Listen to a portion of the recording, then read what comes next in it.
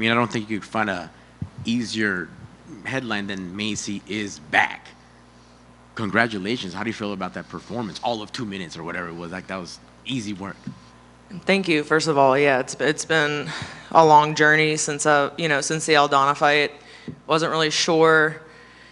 I mean, we had a few fights fall through. The Ketlin fight in January, and then panty replacing. I tore my wrist back in April when I was supposed to fight Yana. So it's just kind of been like one of those things, like one after the other. And that's sports, right? I mean, you can't ever expect things to go 100% all the time. But yeah, I mean, it feels good to get back in there, But I think the biggest takeaway from this fight is how I feel, And it's like, yeah, I'm happy that I've won, but my mentality has just grown so much, and I really do believe that I needed that time off and those trials and tribulations to kind of make me who I am now.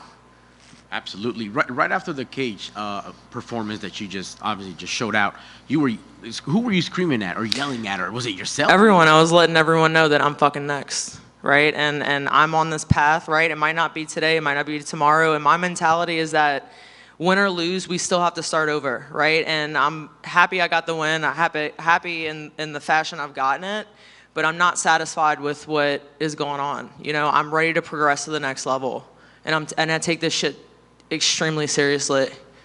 And as you should, as a professional. What is the satisfaction? The crown, the gold, being number one? What is it?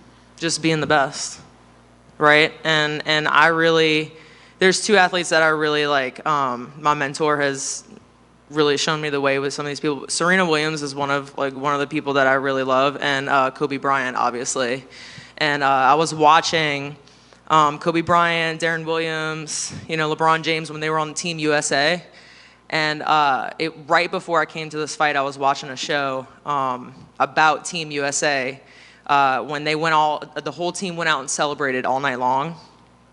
And Kobe Bryant was up at 4:30 a.m. working out, and it kind of inspired the entire team to man, this dude's crazy. He's really locked in, right? It doesn't matter how good you are, you have to keep progressing. And this sport is ever evolving. It's ever changing, right? So getting a win is awesome, but what's next, right? Swing big, win big, right? I mean, we got to keep progressing. I got to keep going. And my mentality and my drive right now is just like unlike any other that I've ever had in my life. And you brought up something which is crucial to the fight game, the evolution, the progressing. How frustrating was it to be, like Drake pointed out, gone all 2023 and see all these things happen, title shots, rankings, The Ultimate Fighter, Dana White contenders, and you weren't a piece of it. You were not getting in there. Yeah, I mean, that's where the mindset comes in, right? You're going to have your time, and it's like, are you going to be ready when you get your time, when you get your moment?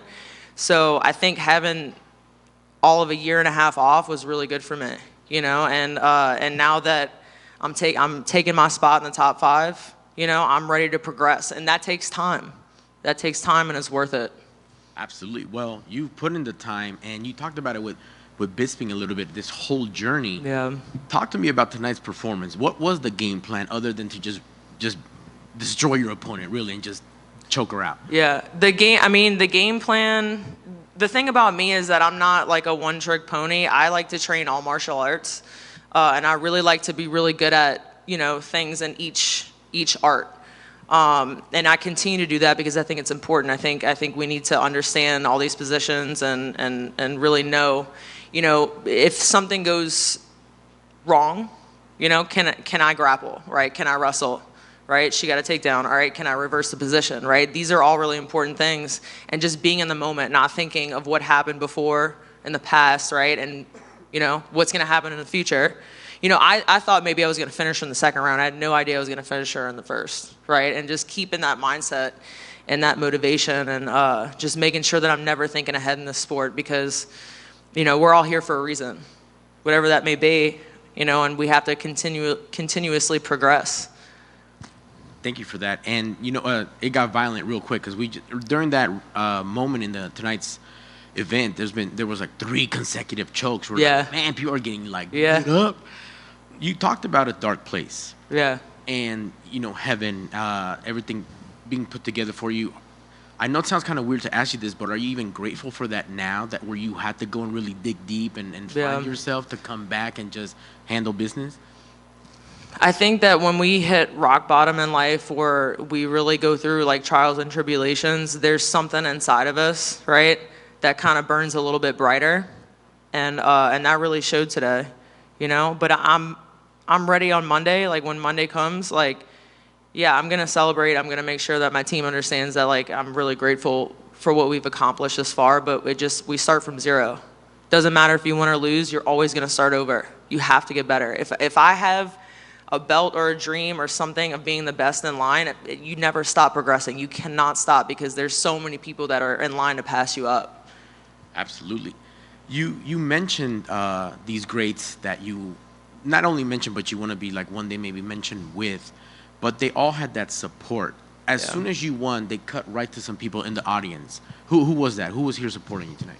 My family, my mom, my stepdad, my wife Hannah, my best friend Jamie, and then my nutritionist Eric Pena, also my jiu-jitsu coach Laurence Marian. So I mean, it takes an entire team. I mean, I had an Airbnb like just full of coaches, you know, mentors, right, for the mental, and then obviously like my coaches that are helping me physically. That's awesome. We got you right now. Everything's, you know, firing on all cylinders. That Mamba mentality. Yep. How soon do we get you back in here, and how active do you want to be for 2024? So right when I leave this facility, I'm going to call Mick and first of all tell him how grateful I am for all the opportunities. You know, Dana White and Mick Maynard, I mean, they have been they've been mentors as well. I mean, they really have given me anything. They're making my dreams come true, right? And it's up to me and my standards to uphold that, you know? I want to be a professional in this sport. So I want to give it everything that I have. So I'm going to call him and tell him thank you, and tell him I'm extremely grateful for these opportunities, and then we'll talk about what's next. Well, I can't wait to see it. Welcome back, and congratulations on an amazing performance. Thank you so much. Appreciate it. Hey, Macy, congrats on the win. You know, you kind of mentioned there potentially the worry of not coming back and things like that, and I'm curious, were there any other specific kind of adversities you went through, or was it kind of just mainly overcoming the loss in that time and such?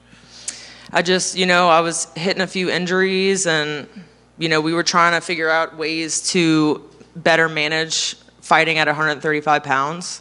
And it really it came down to me just overtraining, right? Because I mean, overtraining is kind of inevitable, right? Overreaching, it's a part of sport. But I wasn't taking my recovery seriously. Like, I would go out and run 40 miles in a week and then like do 3 or 4 sessions in a day and just not recover. So I'm hitting hyperbarics 3 times a week. You know, I'm putting in all the work in all the other areas of training, you know, because people just think it's like we train, right? Physically. But where's the recovery? You know, what in my life did I need to look at?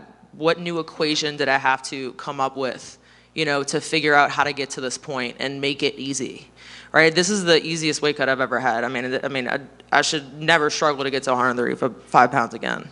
I mean, and it took a long time. I mean, it took a really long time. And like I said, I have an awesome team and mentorships, and I'm really honing into that Mamba mentality and looking at the greats and what they do, right? Because we're going to go through adversity no matter what. At a high performance sport, you know, if you want to be the best, you're going to also run into the worst, right? So I wasn't really sure what was next for me, and I don't want to say I was going to give up. I just kind of didn't know how to break through that wall, right? So I had to reevaluate myself and reevaluate my life and my team and make sure that I had the right people around me, you know? And I feel like we're progressing, obviously, in a really good place. Clearly paying off, as of just witnessed right there. And obviously this fight was shorter than the first one with Pani, but I'm curious, like, were there any surprises from her in this second time around? I mean, I wasn't trying to overthink it. I was trying to be really intuitive with me and myself. And, you know, I mean, we've been in the UFC since 2018, right? So it's obvious that there's going to be a progression. I mean, she's obviously beat some people that I've lost to early in my career in the UFC. So you can't ever count these people out, but it's like, how are you going to deal with adversity? How are you going to overcome the things that are coming your way? And there was a moment there where it looked like you had the potential to maybe lock in a reverse triangle. Yeah. Was there any thought to kind of try and really just pursue that? Well, yeah, I actually was going to go for it. I've actually been getting in that position quite a bit. I've been working a lot on my jiu-jitsu this last year and wrestling too. But I heard my coach, he's like, let it go. And I was like, all right, I don't think it's there, you know? So just being able to get in those positions and scramble out of it to work to the next, you know, I think that those are really fun improvements that I've like seen for myself. Yeah, a little bit harder to jump that than the guillotine is. Yeah, that you know, that would have been a cool finish, but you know, For sure. one day maybe, yeah. Yes. And I got to get your thoughts just on the state of the division because a lot has changed since you last fought. And, you know, former opponent's the champion now. I mean, thoughts on Raquel being in that spot, just whatever you make of everything. Yeah, Raquel's awesome, man. I mean, with all due respect, I mean, she's been around for a long time. She's a vet. She's fought some of the best in the world, right? She obviously deserves that belt, you know? I mean, she's worked really hard for it, and she's been in the UFC for a long time. But, you know, eye on the prize, but one step at a time, okay? Like, I don't want to think too far ahead. I just want to take it Monday. We're right back to the drawing board, and we're progressing, right? What are the things that I need to improve on in order to capture all those goals and those dreams that I have in front of me? Do you feel pretty close, at least, to maybe a potential rematch? Yeah, 100%. I do feel close. I would like one more fight. If I could pick and choose, I really would like to fight Ketlin.